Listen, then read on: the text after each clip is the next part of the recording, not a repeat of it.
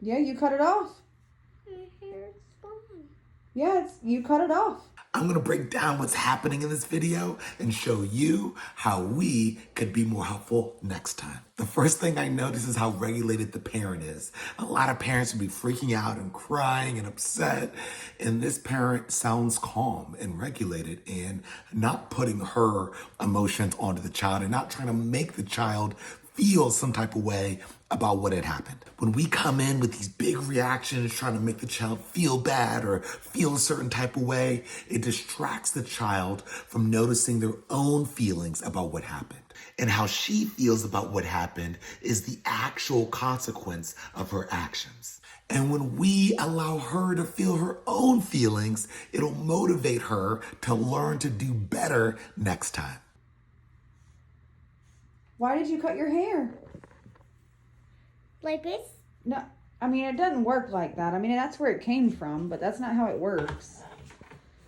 Oh, God. Go to stick. It's gone.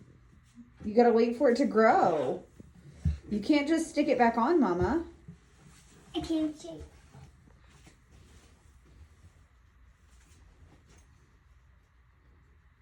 It's gone. It's bald. Oh, baby. Yeah, that's why we don't cut our own hair, okay? Now, this mom is trying to use logic and reasoning to show her child how the world works and teach her to do better next time. But the problem with that is that the child is currently in an emotional state. And so she's not able to take in new information and learn the new thing that mom is trying to teach her right now. Instead of saying something like, that's why we don't cut our own hair, it might be more helpful to say something like, you seem sad. You want your hair to be back on your head. Our wisdom and our advice about problem solving tend to go a lot farther when we take time to help children feel seen and understood first. Lost. It's gone. It is gone. That's why we don't cut our hair, okay? Cause it doesn't grow back. I mean, it's got to grow back. You can't just stick it back on. It's not like the Barbies. I lost my hair. Yeah, you did. What am I gonna do? Yeah. You cut it off, girl.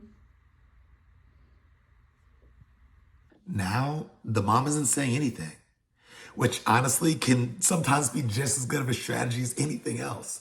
Really allowing her time to process that and letting her sit with the consequences of her own actions.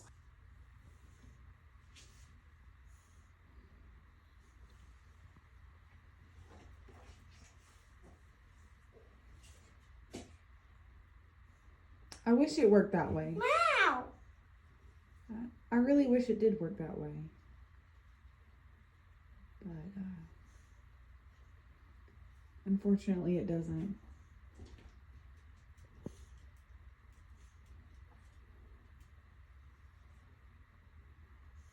Yeah. I lost my hair. Yeah, you lost your hair. You cut it off. Why did you cut your hair, baby? Huh? Look at Mama. Look at Mama. Hey, why did you cut your hair? Two quick things here. Some children, especially neurodivergent children, have a hard time with eye contact. So avoid trying to force eye contact. You're just wasting your time, you're wasting your breath, and they can listen without giving you eye contact. And asking a child why they did something in the midst of an emotional moment is often going to be unhelpful.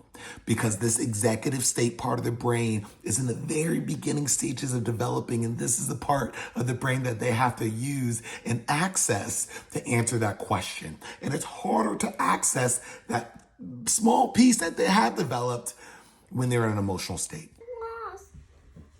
Lost my hair. It'll be okay. It'll grow back. It'll just take a while. Okay? Okay, Mama?